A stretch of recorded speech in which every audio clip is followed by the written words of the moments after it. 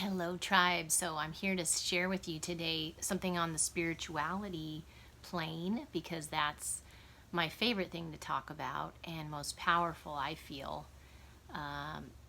Spirituality is woven through all the different coaching that I do, whether it's Tantra, relationships, communication. I think it's necessary to have a spiritual practice, hopefully many, in this day and age, because if you're not spiritually prepared for what's coming, then you're going to be stressing. Anyway, I have a super special book to share, which is called Anna, Grandmother of Jesus. This was introduced to me by a friend, otherwise I never would have known about it, and it's channeled, and it's extraordinary. It's one of my favorite books so far in my life. The other one being I Remember Union by Flo Magdalena, which is also channeled. It's Mary Magdalene's story. You can get them off of Amazon, and this is Jesus's grandmother story. Her name's Anna. So she talks about, first of all, I just want to comment on the fact that when it's channeled, you can often tell it's the true deal.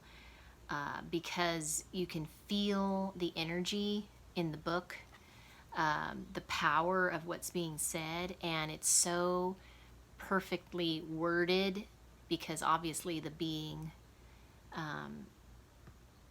of Anna is, extraordinary in the spirit world and has mastered communication, and so when it's channeled, it's just, I'm very aware because communication skills are a big part of what I'm passionate about when I work with relationships and coaching people. And it's so perfectly worded so that you feel like you're right there, you're witnessing it. She has no judgment. She's just stating what's happening. And you're able to really understand at pretty good detail what's going on.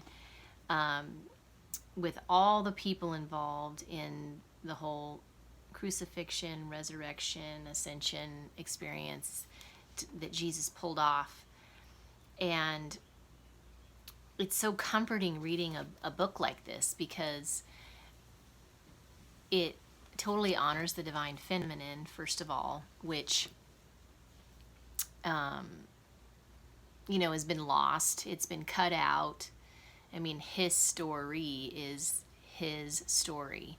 So these kind of books bring back her story. And there's a lot that went on behind the scenes that's just not covered in the Bible. And it almost makes me angry when I read her account of all the details and things that got left out of the Bible. And I know that the Bible needs to be, short enough to be a book because it would contain just volumes. If everything was documented. But it's just funny how, growing up Christian, you're led to believe that it happened a certain way when in reality, and there was a lot of missing pieces that kind of surprised me that she fills in, and almost sometimes it's the opposite of how it's being conveyed through the Bible or taught through churches. So quite interesting.